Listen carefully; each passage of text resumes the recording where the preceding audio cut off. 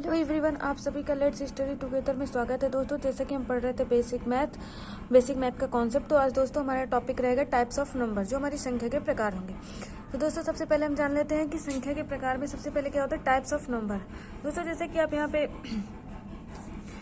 अगर हम यहाँ पे कोई अंक लिखते हैं तो अंक में क्या होता है, जो हमारा 0 से 9 तक होता है और जिसको हम मतलब सिंगल में लिख सकते हैं, वो हमारा क्या होता है, अंक। यानी कि जैसे कि दशमलव पद्धति संख्या में दशमलव पद्धति संख्या में कितने अंक होते हैं, तो हम बोल सकते हैं कि दशमलव पद्धति संख्या में कितने होते हैं, 0 से लेकर 9 तक पूरे टोटल 10 नंबर होते हैं। और अगर हम ये संख्या की बात करें तो संख्या में जैसे कि यहाँ पे 1 नंबर था तो ये हमारा क्या हो गया, अंक हो गया। और अगर हम यहाँ पे 6 है तो ये क्या है, एक अंक है। लेकिन अगर हम यहाँ पे 2 लिख दिए तो ये हमारा क्या हो गया, ये संख्या हो गई। उसके बाद से आता है यहाँ पे देखिए संख्या के प्रकार। तो संख्या के प्रकार में सबसे पहले होता है वास्तविक संख्या। वास्तविक संख्या होता है कि जैसे किसी क्वेश्चन से या समीकरण को जो हल करते हैं, जो संख्या में प्राप्त होती है, वही हमारा क्या होता है, वास्तविक संख्या होती है। जैसे कि आप वास्तविक संख्या में एक मान लीजिए कि जैसे 15 हो गया या फिर -4√25। अगर आप इसको हल करेंगे तो क्या होगी, कोई ना कोई समीकरण आपको प्राप्त होगी जो आपकी होगी वास्तविक संख्या। उसके बाद से आता है प्राकृतिक संख्या। नेचुरल नंबर होता है जिनको आप गिन सकते हैं या फिर महसूस कर सकते हैं, उनसे जैसे कि उनको प्राकृतिक नंबर कहते हैं। जैसे कि प्राकृतिक नंबर आपके होते हैं 1 से लेके अनंत तक, 1 2 3 4। और आपके जो पूर्ण संख्या होती है, पूर्ण संख्या वो होती है होल नंबर, जिसमें हम 0 को ऐड कर देते हैं। 0 1 2 ये सारी चीजें हमारी क्या होती हैं, होल नंबर में आती हैं। अब पूर्णांक होता है, जैसे पूर्णांक 2 प्रकार का हो, एक धन पूर्णांक होता है, एक ऋण पूर्णांक होता है। तो अगर आप पूर्णांक एक आप ऐसे अंडरलाइन तो यहाँ पे एक बीच में एक 0 का लाइन बना के यहाँ पे 1 2 3, यहाँ पे माइनस का 0, माइनस का 1, माइनस का 2, माइनस का 3। तो जो भी मतलब इस पूर्णांक के बाईं तरफ जो लिखी जाती है वो हमारी ऋण पूर्णांक होती है, और जो दाहिनी तरफ लिखी जाती है वो हमारी क्या होती हैं, मतलब दाईं तरफ जो लिखी जाती हैं वो हमारी पॉजिटिव इंटीजर्स होती हैं। हाँ, ये हमारी पॉजिटिव इंटीजर्स होती हैं। उसके बाद से आता है हमारा, इस प्राकृतिक संख्या में ही आता है हमारा सम, विषम, अभाज्य। तो सम संख्या वो होती हैं जैसे कि आप सम इवन नंबर होते हैं जो अपने से या खुद से या मतलब जैसे 2 से जो डिवाइड हो जाती हैं, जैसे 2 4 6 8, ये सारी चीजें क्या हो गई, हमारा क्या होती है, इवन नंबर होती हैं, जो 2 से विभाजित हो जाती हैं और उनका शेषफल 0 आता है। और और यहीं पे अगर जान ले विषम संख्या क्या होती है, तो विषम संख्या वो संख्या होती है जो 2 से विभाजित होने पे पूरा शेषफल नहीं आता है। तो यहाँ पे आप कैसे जानेंगे, तो यहाँ पे अगर कोई अंक 0 2 4 6 या फिर 8 है तो वो आप समझ जाएगा कि ये क्या है, 0 है। और मतलब इवन नंबर। और विषम नंबर वो होती है कि जैसे कि 1 3 5 7 1 9, जिसका अंतिम अंक 1 3 5 7 1 9 होगा, वो हमारी विषम संख्या आएंगी। और जिस मतलब जो 0 2 4 6 8 जिसका अंतिम अंक होगा वो हमारा इवन नंबर होगा। उसके बाद से हमारा आता है कंपोजिट नंबर, यानी अभाज्य संख्याएं।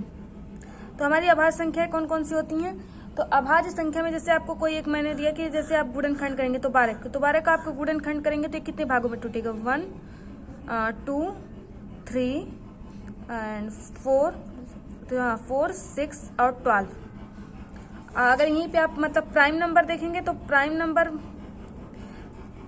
प्राइम नंबर को मान लीजिए जैसे कि कोई नंबर लिया हमने 19, और 19 को जब हम करेंगे तो ये 19 किससे कटेगा, या तो 1 से कटेगा या तो ये खुद से कटेगा। तो कंपोजिट नंबर में क्या होगा कि मतलब एक और मतलब जो एक नंबर या 2 मतलब जो खुद से कटे वो तो आना ही चाहिए, लेकिन बीच में कोई और नंबर भी आना चाहिए। अब प्राइम नंबर वो संख्या होती है जो 1 से या खुद से अपने सेल्फ से ही कटती है, वो हमारी प्राइम नंबर होती है। अब कंपोजिट नंबर बहुतों से मतलब कट जाए, जैसे एक तो वो खुद से कटेगी या 1 से कटेगी या फिर बीच में भी कोई एक अंक होना चाहिए। उसके बाद से आता है हमारा परिमेय संख्या। तो परिमेय संख्या वो होता है कि जिसको हम p/q के रूप में लिख सकते हैं, यानी जैसे जिसमें एक समरूपता हो, जैसे कि आप यहाँ पे 5/7 ले लीजिए या फिर 3/5।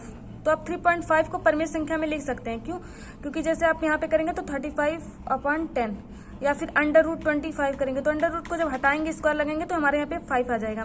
तो ये क्या हमारा एक प्राइम नंबर है। और अपरिमेय संख्या होती है जिसे हम p/q के रूप में नहीं लिख सकते हैं। जैसे कि अगर आप यहाँ पे लिखेंगे तो 36/13। तो ये हमारा क्या है, एक अपरिमेय संख्या है। एक अपरिमेय से जैसे आप 36 को यहाँ पे 6 लिख लेंगे, लेकिन क्या आप इसको तोड़ सकते नहीं ना, तो ये हमारी क्या होगी, एक अपरिमेय संख्या। और जिस चीज को हम तोड़ सकते हैं वो पी बाई क्यू के रूप में लिख सकते हैं, वो हमारी क्या होती है, परिमेय संख्या होती है। परिमेय संख्या में जैसे कि पूर्ण घन और पूर्ण वर्ग, अगर ये चीजें हैं तो ये क्या होंगे कि ये हमारी परिमेय संख्या हो जाएंगी। और परिमेय संख्या में अगर, तो ये हमारी क्या हो जाएगी, पूर्ण घन और पूर्ण वर्ग है, तो हमारी क्या हो जाएगी, परिमेय संख्या हो जाएगी। अगर परिमेय संख्या में जैसे समान हर वाली परिमेय संख्या, जैसे दो परिमेय संख्या आपने लिया है, ठीक है, तो दो परिमेय संख्या मान लीजिए जिसका डिनोमिनेटर सेम है, तो पी बाई क्यू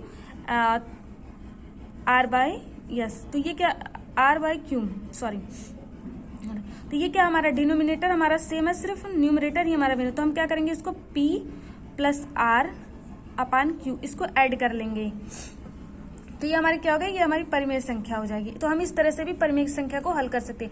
और अगर आप परिमेय संख्या का गुणनफल कर रहे हैं, तो जैसे कि P by Q and R by yes, आइए हमारी दो परिमेय संख्या जिनका हमको गुणनफल करना है, तो हम कैसे करेंगे, तो P by Q into R by S, तो इनको तो अगर हमें मल्टीप्लाई करना है और अगर उसका न्यूमरेटर क्या है, डिनोमिनेटर जो हमारा सेम नहीं है, तो हम इसको इस तरीके से भी इस क्वेश्चंस को हल कर सकते हैं। अगर आप परिमेय संख्या का मतलब देखना चाहेंगे कोई ऐसा एग्जांपल, तो जैसे कि मान लीजिए कि 3/7 एंड एग्जांपल 3/7 इंटू -7/-11, ठीक है। तो अब हम इस क्वेश्चंस को क्या करेंगे, हल करेंगे, तो इसी फॉर्मूले से बिल्कुल हल करेंगे। तो 3 into 7 and 3 into 7 and 4 into -11, numerator का न्यूमरेटर से हमने मल्टीप्लाई किया और डिनोमिनेटर का डिनोमिनेटर से, तो जब आप इसको करेंगे तो 7 3 जार 21 अपन माइनस का 11 4 जार 44, तो यहाँ पे भी माइनस है, यहाँ पे भी दोनों माइनस कटेंगे, तो आपका 21/44 आएगा। तो जो हमारा क्या होगा, दोनों स्थिति में क्या हो गया, गुणनफल से प्राप्त परिमेय संख्या हो गई, तो हमारी क्या हो गई, ये का मतलब परिमेय संख्या हो गई, जिसको हमने इस मैटर से निकाला। अगर आप एक एग्जाम्पल आप खुद भी करके देख सकते हैं, जैसे कि 7/-11 इंटू माइनस का 3/4। तो आई होप दोस्तों आप सभी को ये परिमेय संख्याएं या फिर संख्या के प्रकार में सबको सारी चीजें समझ में आई हो। और अगर आपको एग्जांपल्स देखना तो आप क्लास 8 के बुक में यहाँ परिमेय, अपरिमेय, समवरक, गुणा और मतलब दो संख्याओं के संख्या रेखा द्वारा हल जो भी किया जाता है, और जो परिमेय संख्याओं का योगफल होता है। दोस्तों जो समान हर वाली जो परिमेय संख्या का योगफल होता है, वो परिमेय संख्या के अंशों का योगफल अपान समान हर होता है। तो आप अगर ऐसे क्वेश्चंस को हल करना चाहते हैं तो आप हमें कमेंट में बता दीजिएगा, हम उसका क्लास 8 का एक PDF बना के सेंड कर देंगे। And thank you for watching.